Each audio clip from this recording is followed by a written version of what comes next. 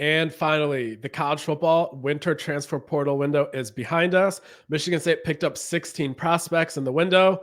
I'll go ahead and tell you what I think of each of them right after this.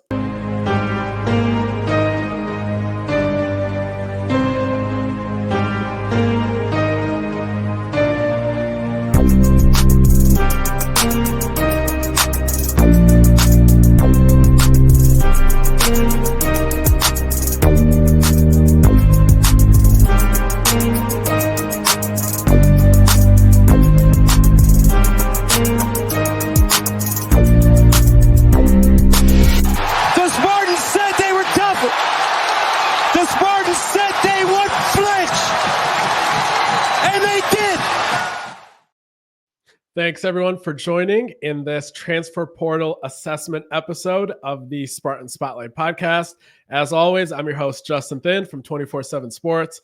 So yeah, a lot of activity to cover. Michigan State was very active in the transfer portal window this winter, and rightfully so. They needed a good amount of help to bolster the roster to kind of take that next step this upcoming offseason. I'll run through kind of each of the pickups that they had, and more so kind of blend in my opinions of the positions as a whole, each room, kind of what I'd like to see in the spring portal for some of them. For other ones, this is probably the best they would have been able to do in terms of patching up the rooms. And we'll kind of just run through all the rooms. But I'll start with the latest pickup in Montana State offensive tackle Connor Moore. Obviously, he was the big pickup because Michigan State kind of got him to commit before he took that Ohio State official visit. This is a kid from Millbury, Ohio. He kind of grew up in Big Ten territory. Obviously, Ohio State would have been a big appeal to him. He took a visit to Cincinnati before his Michigan State official visit. Cincinnati was putting a lot of money on the table for him. They also were willing to let him play left tackle, which is what he played at Montana State outside of 3 games that he played at guard. Michigan State, he will be playing right tackle, we're told. And obviously, Michigan State was competitive in their financial backing as well. But Connor Moore is a kid who, I know everybody kind of says this, especially the kids that make the big money, and they say, "Oh, it's not the money that kind of got me." But with Moore, I kind of want to give some backstory, and I kind of believe him when he says it. He actually didn't say this on the record. This is something that we had been hearing the last week or so, that money's not going to be the deciding factor. From sources and people around the recruitment.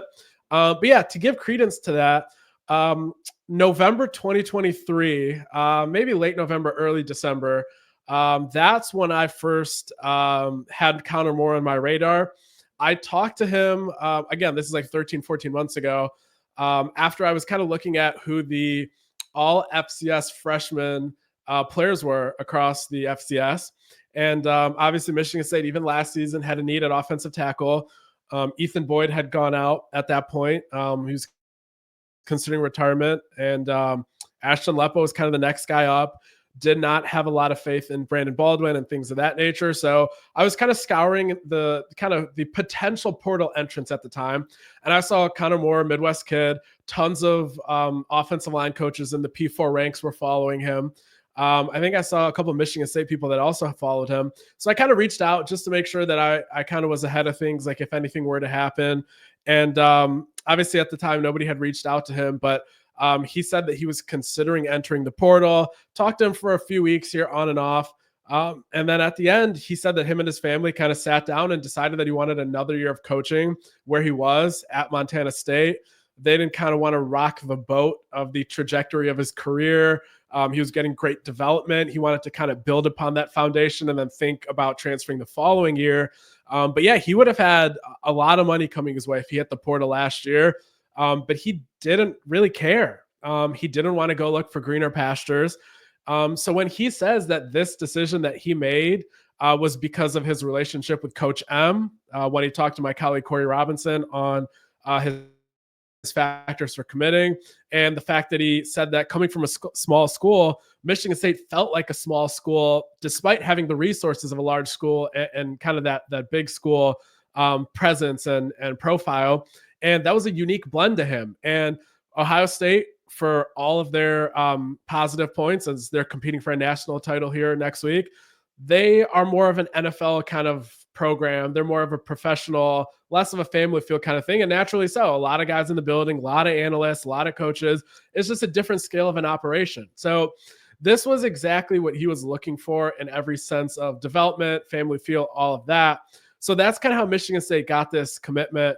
I also was told that Tom Izzo and the president and Alan Haller and a lot of these other MSU dignitaries that were involved made a big impact on him. It didn't just feel like Michigan State got him on campus, told him, hey, we'll develop you. Here's some money. Come over here. It really felt like a full out, full court press kind of pitch to him. And everyone that he met, it basically echoed that family feel. And of course, as we know, Tom Izzo, that's what his program's all about. And he's been helping recruit guys for the football program for decades now. So he knows what he's doing in that regard. And he obviously saw the great atmosphere at the Breslin Center with the alumni zone. And it was a pretty easy choice for him at the end of the day. That's why when Auburn and Ohio State and some of the others that were really hoping to lock in a visit for him didn't get that chance. So great job on Michigan State and those that support the program, the donors, obviously, Spartan Nation NIL. So like those kind of factors all combined to land Connor Moore. As for what kind of player he is, I think Michigan State upgraded in a very tangible way above kind of the right tackle play from last year. Ashton Lepo, Brandon Baldwin, those were the right tackles and right guard respectively. And that was a weak point for Michigan State's offensive line last year. For as good as Luke Newman was at left guard, the Holy Cross transfer, that's kind of as shaky as the right side of the line was. And even center Tanner Miller, I would say he didn't live up to kind of the expectations. So the whole 60% of the right side of the offensive line was struggling last year. Now Michigan State has Connor Moore all the way at right tackle, and Matt Gulbin, the Wake Forest center, he plans to be the center at Michigan State, right in the middle. And then hopefully you get some guys back at right tackle and Chris Phillips, and we'll see at left guard who kind of wins that job across three guys. But I'll talk more about the offense line in a second, but kind of just saying like the need that Michigan State had there. Michigan State had to do something at right tackle above almost any other position on the entire football team, in my opinion. And here steps Connor Moore. Now, with that said, this is something that I've always warned people about for years now.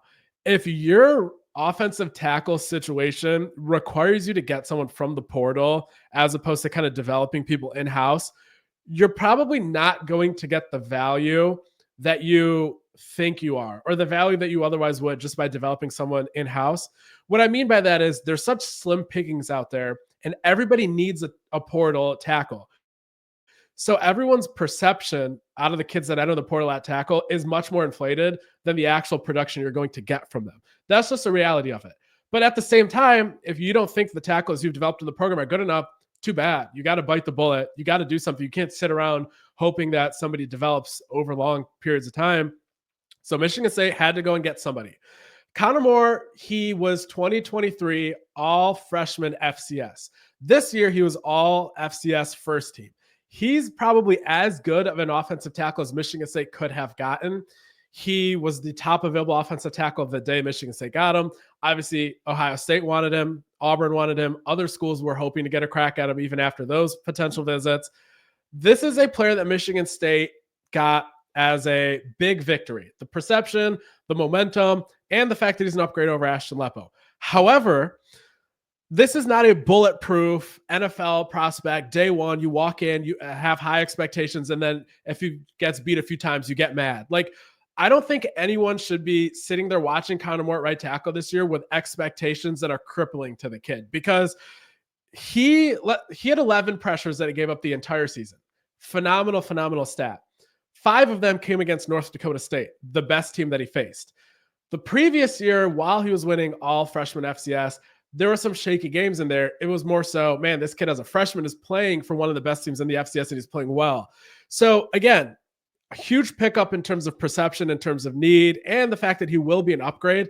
But I don't want anyone to be sitting there thinking in week 3, if he gives up a sack, oh man, like this kid is a bust. your expectations just need to be tailored to the fact that this was the best Michigan State could do. Not that, oh, Michigan State just landed a future first round NFL draft pick at right tackle just because of the money or the perception of beating Ohio State or whatever. So keep it in the right frame of reference and just look at it as they have an offensive lineman now at right tackle who is at least competent and has the potential to be good to great. And if he slides in year one and is dominant, then even better. Because as we saw with Luke Newman, he wasn't necessarily an NFL guy when he was at Holy Cross in the FCS, but Coach M pretty much turned him into the best offensive lineman that Michigan State had. So it's very possible that Connor Moore comes in and dominates. But I just want to make clear that when we talk about him being a huge pickup, it's not that we think that he's somebody that you guys should put so much hope into and then be over the moon that Michigan State has a bona fide right tackle stud. It's just that they did what they had to do, and let's see what he does. And I think it should be better than what they had. And that's the way I look at his addition. Now, transitioning to the rest of the transfer portal moves, Matt Gulbin, who I talked about a few minutes ago, he played left guard in 2024 for Wake Forest and right guard in 2023 for Wake Forest. And he played the bowl game this past year at center. At Michigan State, the plan is for him to be center, we're told. He's a guy that if his last year grade was put against and compared to everybody at Michigan State last year, he would have been the highest graded offensive lineman in a couple of years, actually, at Michigan State. So, yes, he was tangibly clear of Luke Newman, the Holy Cross transfer that I was talking about being very solid in his first and only year here. So that just tells you right there, the proof is in the pudding that he was a big pickup. I would almost argue that since he's done it at the P4 level and he's done it better than Michigan State's recent offensive lineman, that there's a very good chance he ends up being Michigan State's best offensive line pickup of this cycle. And that's not even a knock on Connor Moore. I just think he's proven that he's that guy at this level. So you look at the center position upgrading there. You look at the right tackle position upgrading with Connor Moore. And then at right guard, Chris Phillips won that job out of camp, and then he got hurt early on. And this offseason, the staff kind of viewed that position as being kind of filled. Like there wasn't really any uncertainty or need or them thinking, oh man, we got to fill right guard and center and left guard. It was mostly kind of left guard and center reading the tea leaves there. So Chris Phillips, someone they're very high on, someone they were very high on last camp. So that's kind of your right guard spot there. That alone should be an upgrade over what Brandon Baldwin was doing at right guard. Proof of the pudding is the fact that Phillips beat Brandon Baldwin outside of camp last year. So that's the right three spot, the center spot, the right guard, and the right tackle spot for Michigan State going into spring camp. Left guard, you are looking at Gavin Brocious, who I know he came off of another season-ending injury, which he also had the prior year. But after his first season-ending injury, he came back and he beat every single strength and conditioning metric that he had, all his personal bests, strength training-wise, athleticism-wise, three-cone, all those things. So, I mean, we'll see if he can do it again, but there's no reason to believe that his second injury is going to suddenly derail his career when the first one didn't. But obviously a big challenge for him just because he'll miss time in terms of developmental opportunities. And then you're looking at Luka Vincic as another guy, the second guy kind of we're naming in this left guard battle. He's the Oregon State offensive lineman that worked with Jim Michalczyk and Jonathan Smith's staff there for 2 years. This past year, he stayed back in Corvallis. He kind of played all across the line in a rotational emergency kind of role. This upcoming year, Oregon State writer said that he was going to have a starting left guard spot on the Oregon State offensive line. He must feel good about his chances of starting here. Otherwise, you probably stay in Corvallis to start for sure there if you're most likely going to be back up here. So he must think he has as good of a shot as anyone to win the left guard job. And then you're looking at Michigan State bringing in Caleb Carter from Western Carolina. He didn't necessarily grade very well, but the size is there and he's played a lot of ball. So I guess we'll see there. And then Rakeem Johnson, who low 3-star center signee in the 2024 class out of Idaho. He played left tackle as a true freshman against Ohio State. And the grades don't say he was that good, but man, if you look at the expectations of a 6'3", 280-pound center from Idaho playing left tackle as a true freshman against Jack Sawyer, I think he's way ahead of schedule, even though he had to play there out of need and not necessarily just because he was killing it. But that tells you kind of his trajectory and his early rise. Played in 4 games, kept the red shirt. So absolutely massive find by Jim Michalczak at Oregon State and the ability to kind of bring him here. So the offensive line has a lot of options for that left guard spot. My guess is that probably Rakeem Johnson would be the backup center, assuming he doesn't win the left guard job if Luka Vincic or Gavin Brocious win it. And then he probably would be the first guy off the bench at center if there's an injury to Matt Golbin. And probably the second guy off the bench if there's an injury at guard to Gavin Brocious if he loses that job, or Luka Vincic if he does. And then left tackle, Stanton Ramel. Michigan State has a lot of high hopes for him. Didn't really view that there was a need at left tackle. Obviously, if they would have gotten a guy that would only play left tackle, which more is flexible there, they probably would have moved him to right tackle. But fact of the matter is, Stanton Ramel is a guy that they believe is the future at one of the spots. Left tackle is what it'll be, it seems like. So there's Michigan State's kind of 5-man offensive line this year. More importantly than it being an upgrade and it being competent all across the board, there's so much more depth this year than they had at this part of the season last year. I think they had anywhere from like 8 or 9 scholarship players that had FBS experience at this point last year. And now I believe the number is higher than 15. So that's staggering right there in its own regard. So you're looking at a situation where you have depth and you have competency all across the offensive line. I don't know if they will have a whole season of looking like they did in that one Iowa game, but I think they have more talent than they did in that game. And if Coach Michalczak can get some consistency out of better guys than he had last year and maybe have them in 3-4 of the games and then just a competent level and the rest of the season, I think this team can have the best offensive line they've had in quite a few years, all without possibly having a single all Big Ten first, second, or third team member.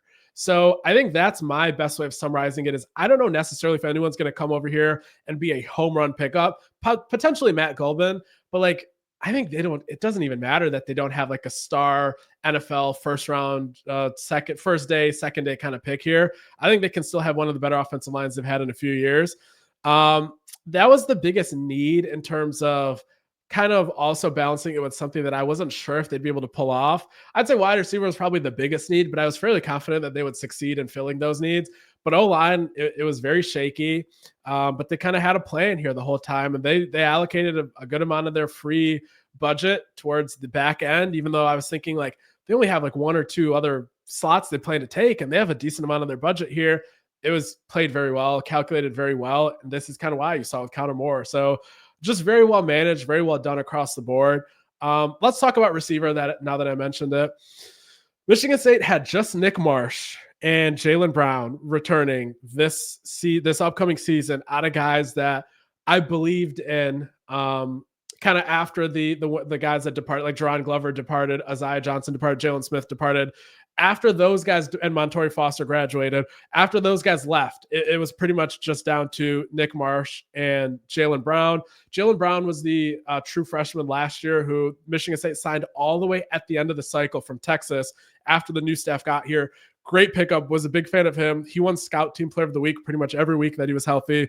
But yeah, talking about everyone else, retaining Nick Marsh was a huge victory. That's not going to show up in the portal rankings. Michigan State really, really stepped up in the resource allocation department and got him to stay. And then the pickups that they had after that. Let's start with just the most recent pickup, and then we'll talk about some of the bigger fish. Rodney Bullard, Michigan State picked up here in the last week. Valdosta State, played there the last 2 seasons and redshirted the season prior, has 2 years of eligibility. He was a 900 total yards from scrimmage receiver this past season at Valdosta State. He was a punt return specialist, returned to punt for a touchdown, also 300 return yards, 800 receiving yards, 100 rushing yards, I believe, off the top of my head. That's like their 5th best portal or their 5th best receiver heading into next year by my estimation. And then you're looking at the guys they landed ahead of him. Kent State wide receiver Krishan McCray, Middle Tennessee receiver Omari Kelly, Central Michigan receiver Evan Boyd, 6'4", brother of Ethan Boyd, had some contributions as a redshirt freshman in Mount Pleasant this past year despite battling injuries, has multiple years, 6'4" frame, He's somebody that you give him until junior, senior year. I think he can be a huge kind of gem or a steal find here relative to the expectations, obviously. And but now focusing on the two big fish that I mentioned just prior to that, Krishan McCray had about 1,000 receiving yards on a Kent State team that went 0-12. He had 9 touchdowns, and I believe the team as a whole had maybe just double that many touchdowns all season. The quarterback play was not great. The play calling was not great. The record reflects that. I don't think this is any sort of a bold claim to kind of assess the fact that the situation he was in was brutal. And for him to do what he did with the attention of the defense on him, and even more so than that eye test, more so than just looking at the box score, the eye test of what he can do, if you look at the tape that he tweeted out and the tape you see online, he's a guy that is probably going to be someone that surprises national media, that surprises people that are only looking at the transfer portal ratings because of the fact that it's not being taken into account how much he overperformed his situation. And I think Michigan State landing him early on without him taking many visits, I don't think he took any other visits. He's going to be the guy that you look at and you say, these guys had a plan at the beginning of the portal, and they went and they landed a couple of their primary receiver targets at the beginning and filled out the rest of the room in such savvy fashion that this is going to be the position that I believe carries the team to success if they have some. And you're going to be looking at maybe slightly less of a balance this year, I think, just because of how much talent they're going to have at receiver. And now you add in Omari Kelly, the former Auburn signee who transferred to Middle Tennessee State. He was all Conference USA first team receiver and second team punt returner. And again, just like Rodney Bullard from Valdosta State, who also was a punt return specialist, you have a couple guys here that can make a difference in that regard. And you see that ability in Kelly's regular receiver tape. Again, a guy that had, I think, another 900 or 1,000 rushing or receiving yards off the bat. He's going to be another guy like Krishan McCray on the other side of Nick Marsh. I believe probably Krishan McCray will play on the outside with Kelly in the slot, but they have the skills to both do that. I'm just going off of the percent snaps that they both played in the slot. And I believe Kelly had slightly more. But again, looking at the receiver room as a whole, you got Nick Marsh, you got Amari Kelly, you got Krishan McCray, you got Evan Boyd, you got Rodney Bullard, you got Jalen Brown, and then Braylon Collier coming in from the high school ranks, senior from Sandusky, Ohio. Millennium Jaden Reed, they're calling him. Or I believe I just might be the only one calling him that. But you're looking at an opportunity here for Michigan State to have 7 receivers that can really play at this level, some more so this year than maybe others that'll play more so in the future. And I think the job Michigan State did there is just phenomenal. I don't think they could have done any better. And wide receiver, offensive line, like that's glowing reviews in my opinion. Now you start to look at some other positions. And Michigan State also needed help kind of at the running back spot. And that's where they got Elijah Tolliver from Sacramento State. Now, Tolliver is a guy that, and I'm going to kind of word this a little better in my upcoming series of columns that I'm going to put out where I'm grading each of the portal rooms in written forms, kind of like I'm doing in this podcast. But kind of the way that I described it there when I was just drafting it was, he might not be better than K'Ron Lynch-Adams and maybe not better than Nathan Carter in a vacuum, but I think the room will be better this upcoming season. And not just because I expect the offensive line to provide a higher success rate, kind of a benchmark, but also because I think the fact that Michigan State really likes Brandon Toulis. They really like what they have in Mekhi Frazier. And now you have 3 guys that I think have the ability to turn into a 2-headed backfield, whereas last year it was a clear line of delineation at 2. So you have more competition this year. You have a higher likelihood that one of these 3 will turn into a more dynamic two-person backfield, but also you have more versatility because Elijah Tolliver, assuming he's RB1, if maybe both of the younger guys don't take it from him, he's a guy that broke the program record for receptions in a game with 11 at Sacramento State. He brings a new element to the running back room at Michigan State that Nathan Carter and K'Ron Lynch-Adams simply didn't. And if you combine that with, I guess, the youthful presence that I was just saying that they have high hopes in, you have more of a diversified skill set out of the backfield, coupled with that offensive line improvement that I expect. So I think, again, while in a vacuum, Tao Tolliver may not be better than what they had, I think this is kind of, it could be looked at almost as a Simone Sapala move that Michigan State made with the center kind of room in basketball this year. Which at the time, like Kohler, I know moved to power forward, but he was supposed to be the center that they didn't want to block. And honestly, it was going to be hard for Michigan State to pick up somebody that would have blocked Tulis and Frazier anyway, because there really wasn't a copious amount of guys that were bell cows in this portal class. Like even some of the highest ranked guys, like a Fluff Boswell from Southern Alabama, like these are not guys that were going to walk in here and take 20 carries. So maybe it's calculated. Maybe it's just the fact that they wouldn't have been able to find a bell cow anyway. But like I think this is going to be parallel to that kind of move where they supplemented the room, but they didn't kind of take someone that stunts the young guys. And it's because I think the young guys can emerge. So again, like I'm not going to be pounding the table here saying Elijah Tao Tolliver is underrated. And I kind of did pound the table for K'Ron Lynch Adams. And I don't think we saw it in the box score, but I'm at peace for kind of my evaluation I had with him. Jerk Broussard, a couple years ago, I have no issue admitting that I was very wrong on kind of the impact that he was going to have. But yeah, I pounded the table for K'Ron Lynch Adams. I liked what I saw visually, even if the box score didn't show it. Elijah Tao Tolliver, I'm not going to pound the table saying he's underrated or anything like that. But I do think that I like what they did with the room as a whole, and there wasn't really that much talent in the portal at running back. So no complaints there, but also nothing eye-popping that I think that people need to really, really pay attention to that's not being talked about or anything like that. Now, another room where I think they got a lot of guys that could contribute that may not be all world beaters, but I think they're guys that are going to add a lot of competition to the room. And I think a couple of them could emerge. I don't know who, but the cornerback room. You're looking at Michigan State picking up Joshua Eaton. Eaton was at Texas State this past season. Very great numbers in terms of kind of the yards that he gave up and kind of the lack of touchdowns he gave up and things of that nature. All Big Sky. But I think he's a guy that nobody's talking about right now. And maybe rightfully so. Like we'll see what happens in the fall. But I think like I'll take a swing on this kind of guy every single day of the week over an Amir Speed.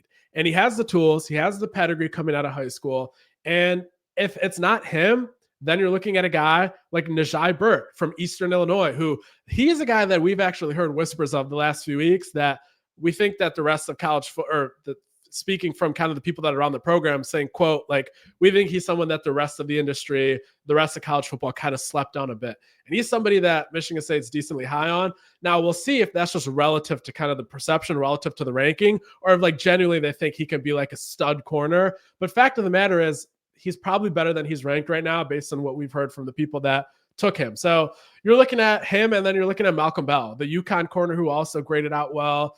Competent at worst, if not more so than that. Like you've added 3 corners here. And I believe the plan is to also keep looking at corner in the in the spring. And they've just raised the competition of the room. And then you're looking at Dylan Tatum coming back. You're looking at Chance Rucker coming back. And Keyshawn Williams last year was out injured the whole year. He's probably another year or so away, but like another guy, another body who's going to be part of the competition. Other guys, Jeremiah Hughes, the LSU transfer they picked up last year. So again, like there's a lot of competition and a lot of competency there. And we'll see if anyone emerges or not. But again, like I like what they did with the plan there of let's get a lot of guys that we know can play football, and let's see if a couple of them can play it at a very high level. And if not, after we look at them in camp and after and things of that nature, if they can't, then we'll go get someone is probably what the staff is thinking. And same with running back, I should add too. Like if Elijah Tao Tolliver isn't like at a level where they think he can be RB1, and also at the same time, like they might think the rising redshirt freshmen and sophomores aren't kind of at the level where they need to be, they can go get someone in the spring there too. These are positions where that kind of can work. Another position where that can kind of work is linebacker. There's usually a good amount of linebackers in the spring. This is a position where maybe I'm a little more down on their performance in the portal than maybe most. And maybe I'll end up being wrong on this because I honestly don't know a lot about Iasia Mawa from BYU that Michigan State picked up recently. He played rotationally. I think he was like their BYU's like 8th best defender, despite only playing rotationally based on PFF. So that's good. He maximized his slight opportunities.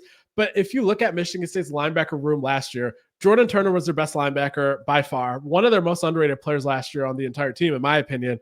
He's graduated. Cal Haladay, we don't need to relitigate kind of what kind of player that we think he is. All I'll say is Michigan State didn't think they could unseat him for the guys behind him. So what does that say about the guys behind him? And that's kind of where my not concern, but I guess my wariness on like whether they should be done before the spring, or I guess done and not take anyone in the spring. That's kind of where that starts to seep in. So Wayne Matthews, good coverage linebacker. I think he was a great pickup last year. I don't think he lived up to it necessarily, but they got him for another year. I think he'll have one of the starting linebacker spots. I think Jordan Hall will have another one. And again, like Jordan Hall, I would have liked to have seen him play over Cal Haladay. Like I'm not going to sit here and tell you I know more ball than Joe Rossi. I absolutely don't. He's forgotten more than I know. But I really would have thought that Jordan Hall would have played above him last year. And since he didn't, or at least didn't consistently, it's hard for me to sit here and be like, oh, I really love where the linebacker room stands when it's Wayne Matthews. It's a Jordan Hall that didn't play over Cal Haladay consistently. And then Darius Snow, like we'll see if he gets back to the level he used to be. I think he was starting to look okay at the end of the year. And then kind of like Marcellus Pulliam, who the transfer from Miami, like we didn't really see him. One thing I do want to add though, I actually learned this after the season. I didn't know this during the season. Samaj Bridgman, the transfer that they got from Michigan, the high school recruit out of Philadelphia, he was injured for most of this year, but Michigan State liked what they saw out of him when he first arrived here before he got injured. Physically and athletically, they think he was probably like the best athlete out of all the linebackers on the team. And he's somebody that we'll try to watch and try to get feedback on throughout the spring camp. And that's something that I didn't know during the season. I just kind of assumed that like he's probably not going to be the guy they thought he was when he got here, considering we didn't really see him rotate in much and things of that nature. But so that was great feedback I got, that he's someone to watch out for. And he was hampered by injuries, not so much him not living up to his potential. But then again, like just as a whole, like there's nobody that in the room that you like pound the table for and say, this guy's for sure going to be great. And then these two are going to be good. And they're going to have a great linebacker room. So like, that's just the way I look at it. And the fact that I think there were a good amount of linebackers they could have gotten, that's really it. Like it's a combination of those factors. Not that I think they're going to be bad at linebacker, but just they lost their best linebacker from last year in Jordan Turner. Then they got some guys that didn't really play ahead of Jordan Turner or Cal Haladay. And there were more guys that could have gotten in the portal and they didn't. And I'd love to be wrong. And we'll see what happens in the spring. And maybe they agree and they do get someone in the spring. But that's kind of my assessment of the linebacker room.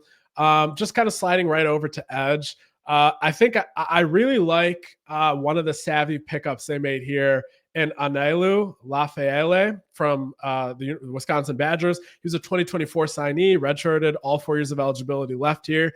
He was one of the top 5 players in Hawaii, knew Rustin Young pretty well. Kekai Burnett. He knew him very well, who is a Michigan State stand-up edge that they brought over from their Oregon State class.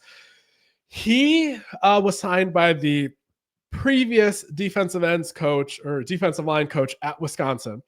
And then they had a new position coach come in for him. And he brought his own guys in the transfer portal, and those guys played over him. And a lot of the people behind the scenes at Wisconsin thought that he got a raw deal, and they loved his potential, and they thought that he should have saw the field as a true freshman. And I think this could end up being one of the more savvy moves that Michigan State made this year. Now, I wonder how much he can play this year. That's where my concern with the edge room kind of comes in. I don't know if anyone would be as good as Chris Bogle. And Chris Bogle was part of an edge rotation that didn't get any sacks for about a month. So the bar was low to begin with. And I don't know if necessarily anyone that they picked up raises that bar. David Santiago from Air Force. He had some production this past year. He has many years of, I think 3 years of eligibility left. I do like the pickup there too. I think this is another guy that he will pay dividends for Michigan State his junior and senior year. I don't know how much he'll pay dividends as a redshirt sophomore. I think he has a better shot. He has as good of a shot as anyone as starting, as playing, as contributing. But again, like, I don't know if there's a tangible jump from Chris Bogle to these guys this year in 2025. But I don't know. Spring, maybe they'll go ahead and get somebody else. But again, like, these are the things that I'm kind of talking about with some of these positions. I like what they got, but I wonder how much better it makes the top level of the room. And DT is another similar position. I think it was a great move to go and take a swing on Grady Kelly, who had a great career at Colorado State, but then kind of didn't find his footing on a Florida State program that was a train wreck this past year and had some good NFL prospects ahead of him. But is he better than Daquan Dowse the second he steps on the field? Or is he more of a Maverick Hansen level? And then if that's the case, are you relying on Ben Roberts, Raquan Buckley, Alex Anserman to be as good as or better than Daquan Dowse? And if they're not, do you kind of suddenly have a big drop off in the top level of DT play? One of the things I will say is, as shaky as the pass rush was up front, this run defense last year was phenomenal, and it did not get the respect that it deserved. And the DT room also didn't get the respect it deserved in terms of the depth and the fact that there was no drop off no matter how far back they rotated. So again, like, I trusted player development there, and I think that Grady Kelly was a good pickup, but I just wonder, is anyone here as good as Daquan Dowse? And that's kind of just the way that I assess the linebacker room. Like, is anyone as good as Jordan Turner? Edge room, is anyone as good as Chris Bogle? And I don't know if the answer to any of those are yes, despite me really liking their moves and who they got. But I don't know how much of them immediately walk in and are the best guy in the room. And they needed some of the guys to walk in and be the best guy in the room based on what we kind of saw last year with middling production and lack of sacks for a while. So, yeah, like, that kind of touches on all the rooms here. The safety position, I don't know if they necessarily need to add anyone, especially if Malik Spencer plays back there. Nakai Martinez has remaining eligibility. And Dylan Tatum could maybe move back there as well. So, like, I think the safety room is good. Don't need to pick anyone up. But if James Adams, the new hire from Wake Forest, decides that he wants to add some guys there, they can do that in the spring. That shouldn't be a problem. And that's kind of when they added Nakai Martinez. So no worries there. Tight end room, a little optimistic with what I think we can see from some of the returning guys, because there will finally be wide receiver separation and wide receiver production around them. And I think that's kind of where you saw Jack Velling thrive at Oregon State, because he had the Silas Boldens and the Anthony Goulds creating separation. And Brian Lindgren did a great job of using him in the red zone. Here at Michigan State, his sophomore year, he was being keyed in on by kind of the defenses in the red zone. He was the big target, and not a lot of the receivers were doing much. So I think I expect to step up and play from him. But the thing is, blocking wise, I really was not happy with what we saw from Velling. Even less impressive of a blocking performance throughout the season by Brandon Parachek. I think Michael Masunas was a solid blocker, but it was more so like relative to the other guys in the room, more so than him being a world beater at it. So, like, I do think they need to add like a tiny old Hopper type of guy that just comes in and helps block. Even if it's like an older guy like Hopper was when they got him. Or if they don't want to do that, maybe target a guy of any style tight end that has multiple years of eligibility. So Brian Wozniak, who as good of a track record as anyone out there at tight end coach, with Luke Musgrave in the NFL right now, and what he did with Jack Velling right away coming into Oregon State. Like, I think if you can get a guy with multiple years of eligibility, then take him if you're sold on him. They almost did that with Mason Minnie from Idaho, who committed to Michigan State, but then wanted to stay out west closer, and he went to Cal. And that's kind of what I think of the tight end room. Quarterback, obviously nothing there with Aiden Childs. And then they got a couple rising redshirt freshmen there, and Rylan Jesse and an Alessio Milivojevic. And they obviously got 2025 signee coming in there from Leo Hannon's high school, Anaheim, Servite High School in Anaheim. Leo Hannon coming in there. And that's kind of the room there. Four scholarship guys. We'll kind of see if one of the 2024 signees step out of the program after this year. Maybe whoever's ahead, who's behind, they might have to take a portal guy next year, or they'll kind of add somebody, or maybe they'll add two guys out of the high school ranks in this upcoming year. You always want to be at four guys there, no matter what. And I don't think there's really anything else to kind of dive into with each of the positions. All I'll say is, all of the moves, for the most part, I think I can definitely see the logic behind. And I'd say pretty much all the moves I see the logic behind. I just worry about in some of the positions whether they've tangibly upgraded from last year. But we'll kind of decide that after the spring. I think it was a phenomenal use of resources and management of the NIL budget.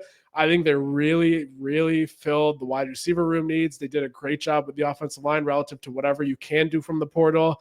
And I think I also like what they're getting with some of these guys coming in as true freshmen. I know we've talked about him before, but like Braylon Collier, like we don't know how much they'll need from him, but like I think he's as good of a immediate contributor as Michigan State has gotten at receiver in a while. Really like Derek Simmons at the defensive tackle room. So like there's these hits that they've had that they've shown with player evaluation that I think will serve them well. And I think they've done the same in the portal with the guys like we mentioned, like a Najee Burt and a Krishan McCray. And overall, I think Michigan State fans should be very, very happy with how the staff performed this transfer portal season, even if I do think they might need to do some more work in terms of bona fide starters at some of the positions on defense. But again, like if they're healthier in the defensive back room and their run defense alone is as good as what it is, I think a lot of guys will take leaps in year two of Joe Rossi's defense. And again, like Joe Rossi, like the guys he was putting in the league when he was at Minnesota, like the Boye Mafes of the world. And I know Antoine Winfield was high rated as a recruit, and quite a few other guys. Like they're not necessarily all world beaters right away. Like he develops these guys. So again, it's at the end of the day, they got to be a player development program. That comes first and foremost. If you're not a player development program, then you're not going to be able to magically fill every single need in the transfer portal. So maybe you develop a Mike Schunbieler at defensive tackle. Derek Simmons plays better than you think a true freshman defensive tackle should in the Big Ten.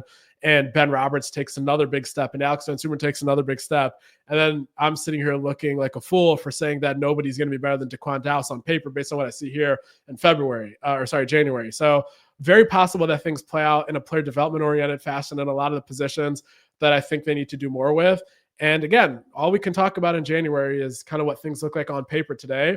And again, I'll echo, I think they did a great job with the portal this year. I think they can do a little bit more in the spring, but I think things are very much so on the right track. This is exactly what we needed to see from the Michigan State program this season in the offseason. And that kind of wraps up anything I wanted to say there. The other thing I wanted to touch on in terms of storylines for MSU football, a lot of graduate assistants have been promoted to assistant to the assistant sort of roles. You're looking at the Antoine Simmons of the world, Jacob Lyell, Christian Paola, Andrew Bindleglass. These guys that their eligibility as graduate assistants was ending. And a lot of these guys did a great job of recruiting this past year. A lot of guys like Antoine Simmons, like he helped a lot with defensive tackle recruiting, defense line recruiting the last year or so. But it's hard for kids as recruits to be like, I really want to go to this school because I really like this GA who only has a limited amount of time here and then will be going somewhere else. Now that Michigan State has empowered all of their GAs that were doing a good job behind the scenes to have longevity, to have stability, and show that, hey, I'm actually here beyond just being some GA. I'm here now. And I think that'll really pay dividends for a lot of these guys like Simmons, Bindleglass, Paola, all of them really. But like those are the guys that I've heard recruits mention. So that's why I'm gravitating towards their names. Like these guys will now be able to help their position coaches even more. And a guy like Antoine Simmons that played at Michigan State, who was a team captain in 2020, he's young. He's hungry to rise up the ranks. And now he's been promoted and empowered. I think you're going to be able to see dividends paying off there for sure. And Jonathan Smith at Michigan State did not have to do what they did with these GAs. Frankly, I'm surprised that they did go ahead and promote everyone across the board, because what you see at a level like a Power Four, like at a Michigan State, is all these GAs, once they're done being GAs, the schools basically tell them like, hey, thank you for your time. Now go kind of learn, go earn your stripes elsewhere, and then we'll keep an eye on you. And if you do a good job in your first full-time role in college football, then we'll happily bring you back. Michigan State said, no, we want to promote from within. We want to reward the people that worked tirelessly while barely being paid. I think it's probably just a full scholarship and a stipend, but I'm not too sure about that. And you're looking at guys that have now been rewarded. So the next GAs they hire, they're going to see that. They're going to work tirelessly, all while they're really maximizing all these guys that they just promoted. So I think that was great. I think you're really going to see some dividends pay off there. And that's pretty much it on the football program these days. I think that kind of recaps the last few months. Last thing I wanted to touch on, basketball. in season, but also like kind of just how they built this roster. I wrote a column, came out this morning. I'm not going to like relitigate all the offseason moves, but I did want to say Michigan State was not supposed to look this good at any point of the season, definitely not in December and January. And we were all kind of sitting here wondering, all right, like we're not going to know how good this team is until probably that rough stretch in February. That's a brutal stretch, by the way. But when you are starting to dominate teams of the caliber of Ohio State, and you're making and a Nebraska team that I know they're better at their house than they are on the road, but like you're making, let's say, competent teams, if you don't want to call them good, you're making competent teams look bad for a majority of stretches of every single game. And then you're making bad teams like the Washingtons of the world look like JV squads. And at some point, I think it warrants optimism for you to say, hey, they might not have played that February stretch where we're really going to find out about this team. But if you are acing the tests in front of you at this point, this like profoundly and like with leaving zero room for doubt, that means something. And that warrants optimism. And again, like Michigan State's a program where like vibes in January, like that doesn't mean that you've made it. Like that's not how Michigan State fans or the program judges success. But I think this means something because when you look at the way they're doing it, the contributions they're getting, who they're getting it from, this is Michigan State being back to its identity. You heard Chris Collins say this is vintage Michigan State. The way that they play, it's back. They have a point guard who loves to distribute the ball. He's a unifying force. He's a leader that holds guys accountable, but in an unselfish way with low ego. And that's what Michigan State was lacking recently. And then you have guys around him, Jace Richardson, a legacy who Michigan State landed because of the culture that Tom Izzo set 20 years ago, that his dad said, you got to be a part of this still. It's just the way it used to be. You're looking at Xavier Booker, who not consistent still, but he suddenly has turned into a guy with much more tenacity, a much better motor, a guy that stayed this year despite, hey, everyone telling him you're a 5-star, go somewhere else, like you weren't used enough. He bought in, he stayed, he looks better. And then you look at a guy like Jackson Kohler, who everyone was pretty much saying, you need to go get a big multi-million-dollar center, Tom Izzo, because Jackson Kohler, Carson Cooper, Mady Sissoko last year were bad. They're never going to be good. You need to give up hope. You need to just go and get that savior. Go get the Umar Ballo. Go get the great Asabor. Go get the Jonas Idu. Go pay $2 million for these guys. And what people don't realize is obviously everyone was frustrated. Like, you even take like a reporter, like I'm supposed to be like unbiased, all of this. You think any of us were sitting there loving the fact that Joey Bronk was sitting there getting double doubles and standing ovations, and Hunter Dickinson's looking at the bench and chewing it out, and there's nothing Michigan State can do about it over the last couple of years? No, I don't think anybody thought that was okay. But you have to understand, Tom Izzo wasn't okay with it either. Now, the issue was in 2023, 2024, the logic there was, okay, like one of Jackson Kohler or Carson Cooper should take a leap heading into their sophomore year, that sophomore leap. And Mady Sissoko, like being as old as he is and having flashes in the Gonzaga game and the Kentucky game, like he definitely should take a leap. And they were wrong about Cooper. They were wrong about Sissoko last year. And then Kohler, he kind of missed most of the fall preseason. And then he missed the tune-up games. And by the time he came back, he was in the heat of the conference schedule and he wasn't playing very well. The confidence was shot. And I believe that I don't think he would have looked this good because a lot of the work he did this past offseason is what led him to be this good, especially physically. But I think he would have been better. And I think it slightly would have started to justify the staff's plan. But the plan, again, like over optimistic on a couple of the guys, and then bad luck with Kohler. And then suddenly it looked like, oh, the staff doesn't care. They're punting on the center room. This past season, kind of everyone I talked to behind the scenes at Michigan State, they knew they couldn't stand pat with the roster, but they had conviction that the way that other people were solving their issues at center wasn't the way they were going to do it, and it's not the right way to do it. And when Simone Sapala from Longwood joined the program, I still see the replies. I went back and looked at it the other day. this was something that people said this is the final nail in the coffin for Tom Izzo. That, oh, your speech of I'm going to make a deep run in this tournament or die trying was you getting a center that played 17 minutes at Longwood. Well, at the end of the day, you're going to have no Simone Zappala and no Jackson Kohler if they would have gone and got a Jonas Ayadu at Tennessee, who now is averaging like 4 points a game at Arkansas, and I think is making like 1.2 or 1.5 million dollars. And that team would have been an absolute, I don't want to say like too strong of a word, but like the front court would have been crippling to this team and probably to the trajectory of this program. So Michigan State went out there and they scouted the margins on the transfer portal. They said, let's see how we can get someone that empowers Jackson Kohler, who we continue to believe in. And now they've been justified on that. They said, let's find a way that we get someone that raises the floor of the room, who we believe our scouting, we believe our ability to evaluate, and we believe in what Simone Zappala did in his per 40 stats, which I was laughed at for mentioning them.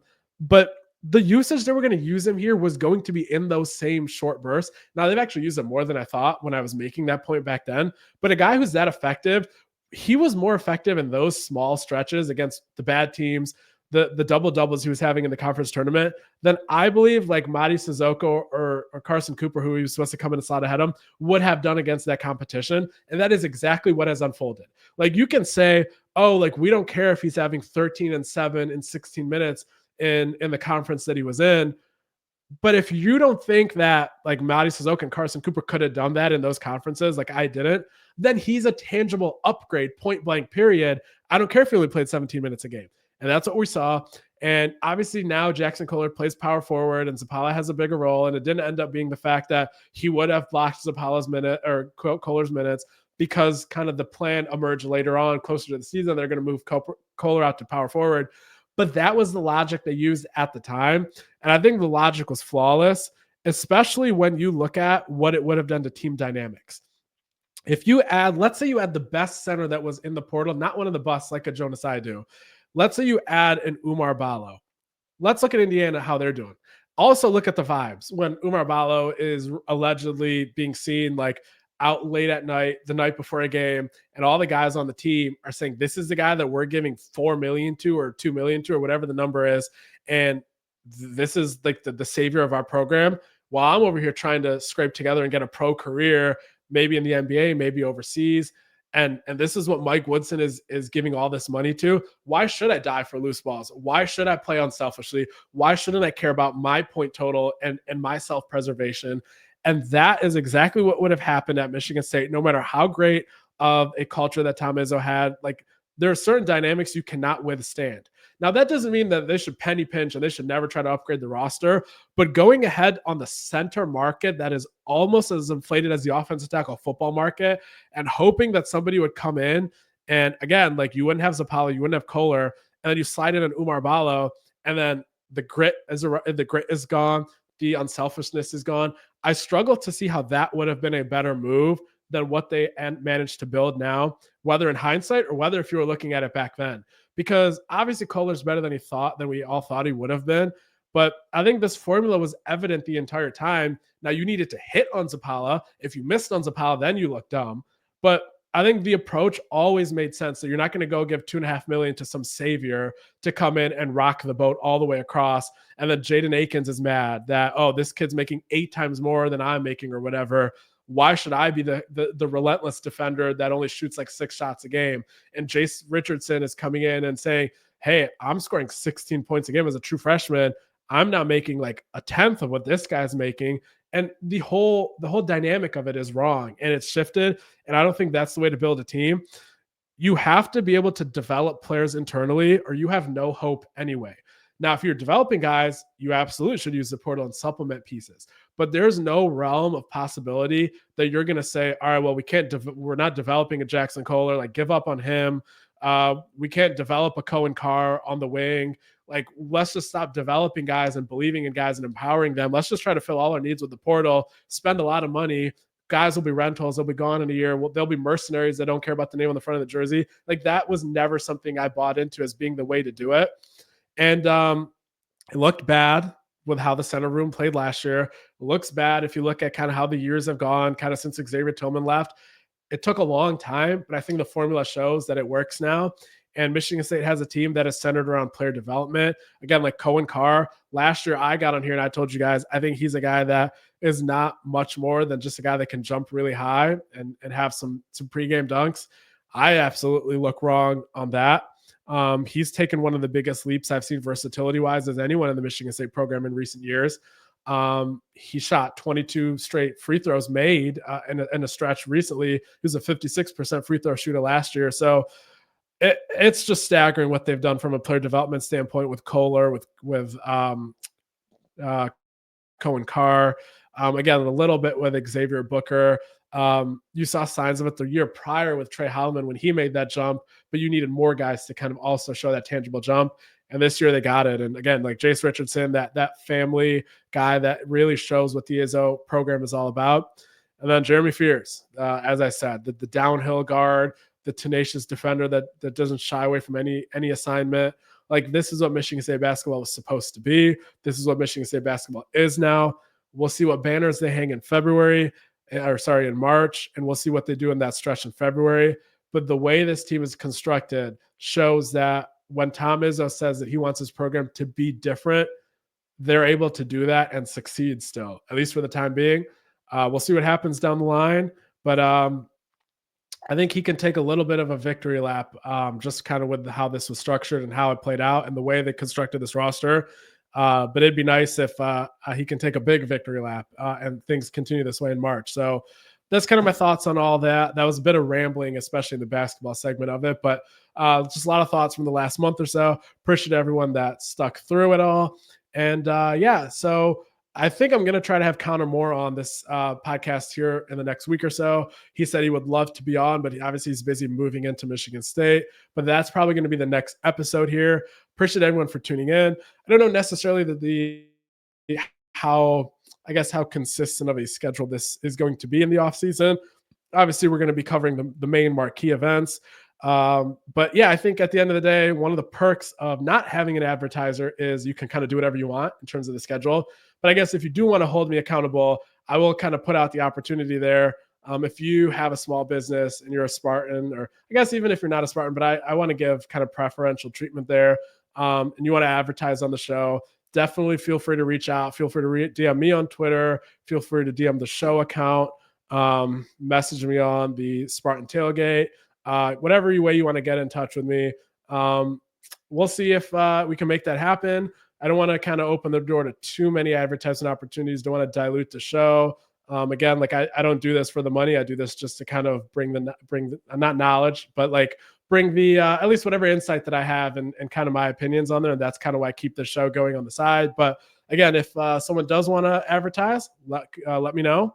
And maybe I'll be forced to make this more of a consistent thing as a result. But appreciate everyone tuning in. Appreciate everyone kind of showing support with all the writing and all the work that myself and the guys at 24/7 Sports are doing. Again, that's where 99% of the work resides, more so than anything you see on Twitter, more so than any podcast episodes, obviously. And definitely stay tuned to there. Join the Shaw Lane VIP community if you haven't already. We're there all the time. It's going to be a busy month or I should say it should be a busy few months here with kind of juniors and the 2026 kids and junior days, and then spring visits come right after that, and then June OV. So yeah, you definitely want to sign up for that 12-month subscription, especially since it'll include the transfer portal coverage for next winter, which is probably everyone's most fun time. So yeah, appreciate everyone tuning in, and I'll see you next time.